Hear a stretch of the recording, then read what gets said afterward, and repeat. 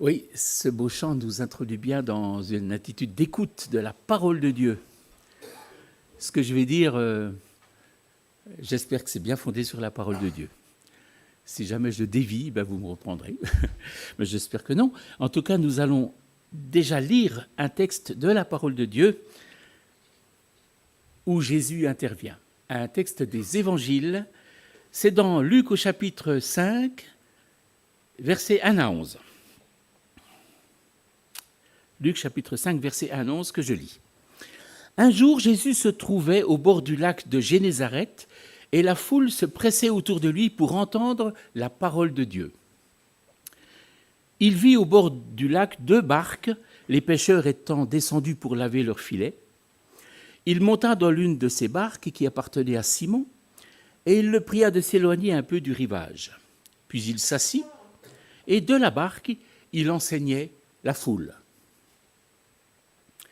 Quand il eut fini de parler, il dit à Simon, « Avance là où l'eau est profonde et jetez vos filets pour pêcher. » Simon lui répondit, « Maître, nous avons travaillé toute la nuit sans rien prendre. Mais sur ta parole, je jetterai les filets. » Ils les jetèrent et prirent une grande quantité de poissons, et leurs filets se déchiraient. Ils firent signe à leurs compagnons qui étaient dans l'autre barque de venir les aider. Ils vinrent et remplirent les 2 barques au point qu'elles s'enfonçaient. Quand il vit cela, Simon-Pierre tomba aux genoux de Jésus et dit, « Seigneur, éloigne-toi de moi parce que je suis un homme pécheur. » En effet, lui et tous ceux qui étaient avec lui étaient remplis de frayeur à cause de la pêche qu'ils avaient faite. Il en allait de même pour Jacques et Jean, les fils de Zébédée, les associés de Simon. Jésus dit à Simon, « N'aie pas peur. Désormais, tu seras pêcheur d'hommes. » Alors ils ramenèrent les barques à terre, laissèrent tout et le suivirent.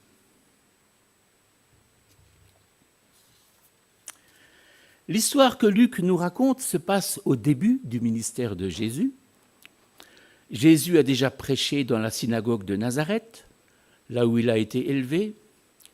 Puis dans la synagogue de Capharnaüm, il a guéri un démoniaque et aussi la belle-mère de Simon qui avait une forte fièvre. Suite à cela, on lui a amené beaucoup de malades et de démoniaques. Il les a tous guéris et délivrés. Jésus s'est retiré dans le désert, mais il a été rattrapé par la foule qui ne voulait pas le quitter. Alors il leur dit, « Il faut que j'annonce aux autres villes la bonne nouvelle du royaume de Dieu, car c'est pour cela que j'ai été envoyé. » Et c'est là donc que commence notre histoire. Un jour, Jésus se trouvait au bord du lac de Génézareth et la foule se pressait autour de lui pour entendre la parole de Dieu. La foule venait pour entendre la parole de Dieu. Elle était attirée par le discours du rabbin Jésus.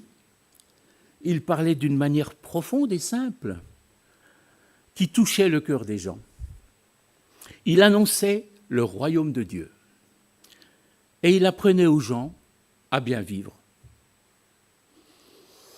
Sa sagesse dépassait celle des autres rabbins, car elle lui venait directement de Dieu. Jésus était l'envoyé de Dieu. Il était Dieu lui-même, venu en personne sur la terre. Nous aurions bien aimé être là, n'est-ce pas? Parmi la foule des auditeurs, pour écouter les paroles du Seigneur. On ne sait pas ce qu'il a dit à cet endroit. Luc ne nous le rapporte pas. L'essentiel des paroles de Jésus nous sont mises par écrit par les 4 évangélistes, Matthieu, Marc, Luc et Jean. Le plus long discours est le Sermon sur la montagne, qui fait une centaine de versets dans nos Bibles. Revenons à notre histoire. Au bord du lac de Génézareth, Jésus, pressé par la foule, emprunte une barque qui appartient à Simon. Il s'éloigne un peu du rivage et s'assoit pour enseigner la foule. Ici, comme dit, on ne connaît pas le contenu de son discours, mais on apprend que quand il a fini de parler, il dit à Simon et à ses compagnons, « Avancez là où l'eau est profonde et jetez vos filets pour pêcher. »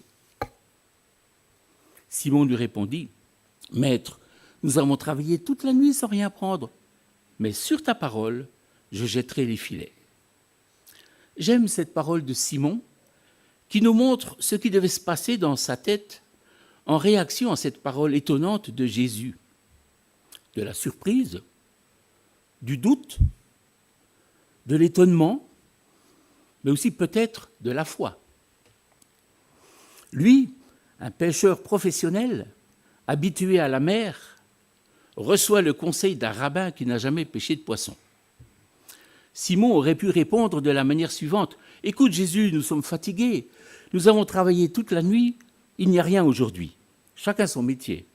Toi, tu prêches et tu guéris, nous, on ramène du poisson. » Mais Simon réagit différemment, en disant, « Sur ta parole, je jetterai les filets. » Simon se soumet à la parole du rabbin.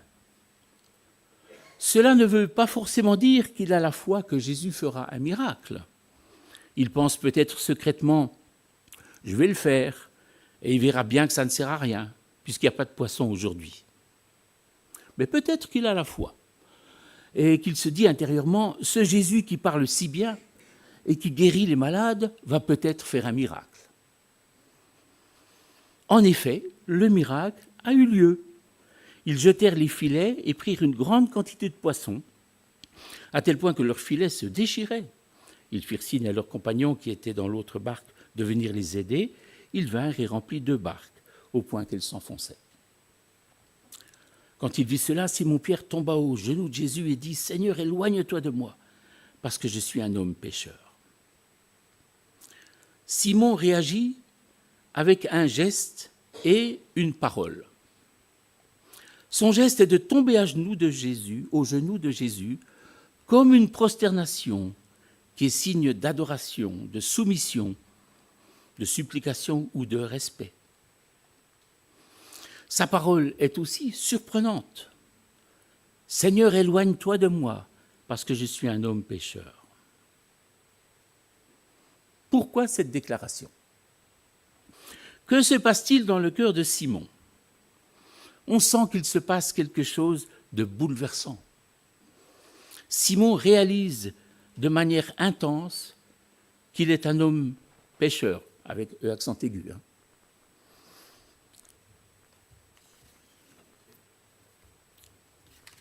Le texte nous dit ce qui se passe à l'intérieur de Simon et de ses compagnons. Voilà ce qui est écrit. En effet, lui et tous ceux qui étaient avec lui étaient remplis de frayeur à cause de la pêche qu'ils avaient faite. Cette pêche miraculeuse a déclenché des sentiments mêlés, une vive peur, une conscience de l'état de péché, une certaine gravité, un profond respect. Simon et ses compagnons, Jacques et Jean, se trouvent en face du Seigneur, en présence du Dieu saint en personne. C'est extraordinaire et ineffable. Peut-être ressentent-ils un peu ce que ressentait Moïse au buisson ardent, se trouver devant Dieu, devant celui qui est, devant l'être. Simon semble avoir une révélation intime de Dieu, une révélation tellement bouleversante qu'il en est effrayé.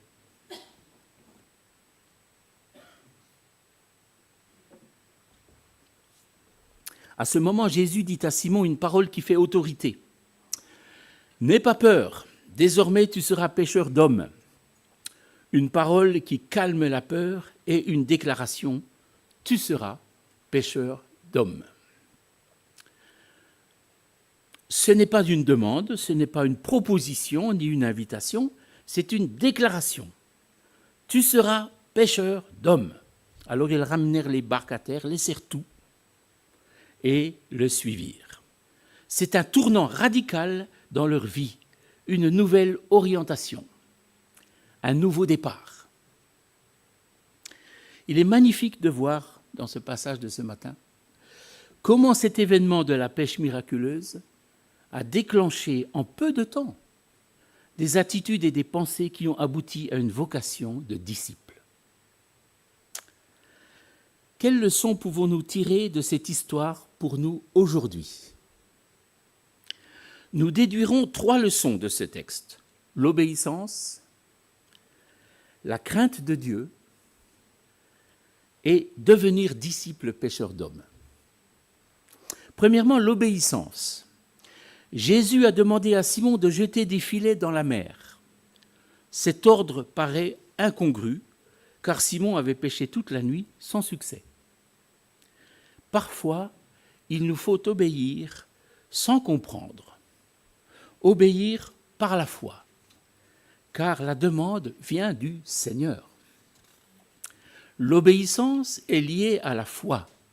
Nous nous soumettons car nous croyons que la parole de Dieu est bonne et juste. Dieu ne se trompe pas dans ses demandes. Il a de bonnes raisons qui parfois nous échappent. Par exemple, il a demandé à Naaman le lépreux de se laver 7 fois dans le Jourdain pour être guéri.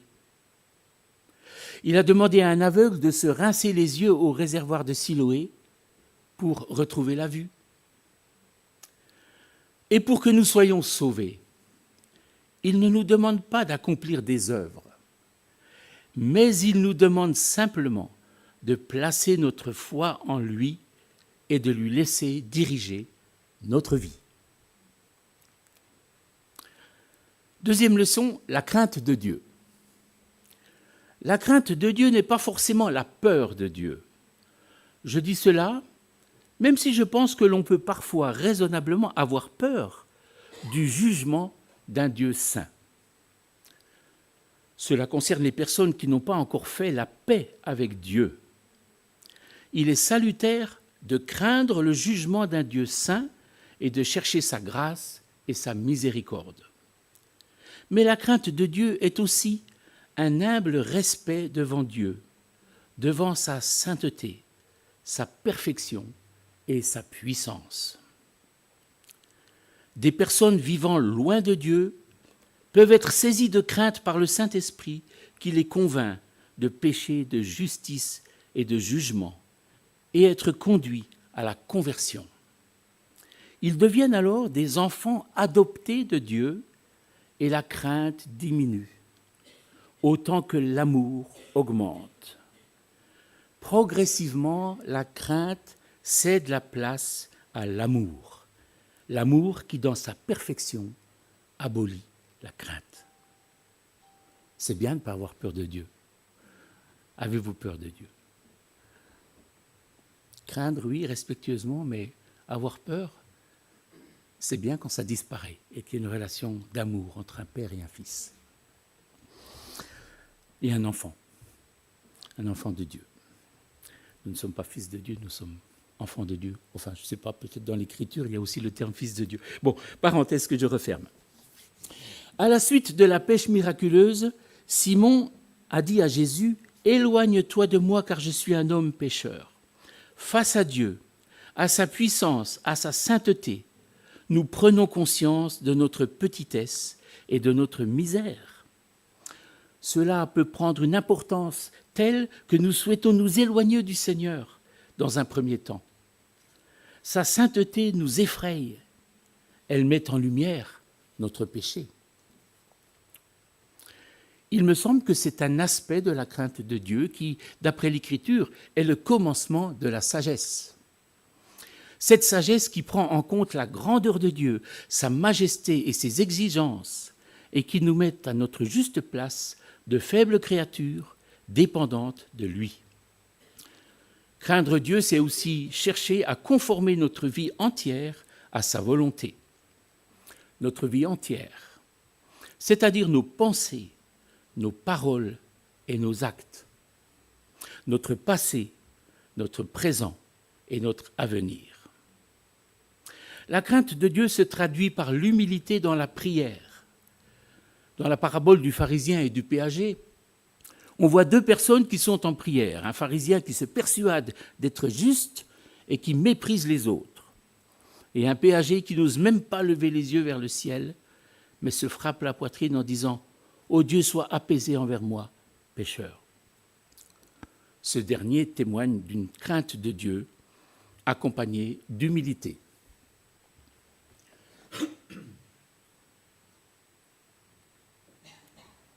J'en arrive à ma troisième et dernière leçon. Devenir disciple et pêcheur d'hommes. Dans notre histoire de ce matin, nous avons assisté au départ d'une vie nouvelle pour Simon, Jacques et Jean. Ils ont tout laissé pour suivre Jésus. C'est à cela que Jésus nous appelle. Tout quitter pour le suivre. Quitter notre confort, notre égoïsme, notre petite vie bien organisée, pour suivre les pas de Jésus en portant notre croix. Peut-être as-tu des projets, des ambitions et des désirs que le Seigneur te demande d'abandonner pour le suivre lui seul. Si tu es un jeune chrétien et que tu envisages une orientation professionnelle, demande-toi dans quelle profession tu pourrais être un bon disciple du Seigneur et le servir avec tes dons. Et peut-être te sens-tu appelé à travailler dans le ministère chrétien, comme pasteur ou autre. Fais-en part à des chrétiens qui pourront te conseiller. C'est une belle vocation de prendre soin des brebis et aussi d'annoncer la parole, car la moisson est grande et il y a peu d'ouvriers. Donc les candidats, venez nous voir. Mais c'est Dieu qui appelle. Simon a été appelé à être pêcheur d'hommes. De manière plus large, les disciples de Jésus reçurent la mission de faire de toutes les nations des disciples. Et plus largement encore, chaque chrétien est sel et lumière dans ce monde pour apporter la bonne nouvelle de l'Évangile et répandre le parfum de Christ. Nous y avons été encouragés il n'y a pas plus que 7 jours, dimanche dernier, lors de notre week-end d'église, qui était un peu basé sur comment témoigner. D'ailleurs, j'ai acheté ce bracelet. Il ne coûte pas cher, il coûte 1 euro. Ça vous parle, ce bracelet? Je vais rapidement vous l'expliquer. Il y a 4 symboles sur ce bracelet. Je ne sais pas si vous les voyez. Il y a un cœur, il y a comme un peu un signe de division, il y a une croix, et il y a un point d'interrogation. Et comme ça, en quelques minutes, on peut annoncer l'essentiel du message en raccourci de l'Évangile en disant le cœur signifie que Dieu nous aime. Et là, on ne se trompe pas. On peut le dire à tout le monde. Dieu nous aime, Dieu vous aime. Dieu a tant aimé le monde et il désire aussi que toute personne soit sauvée.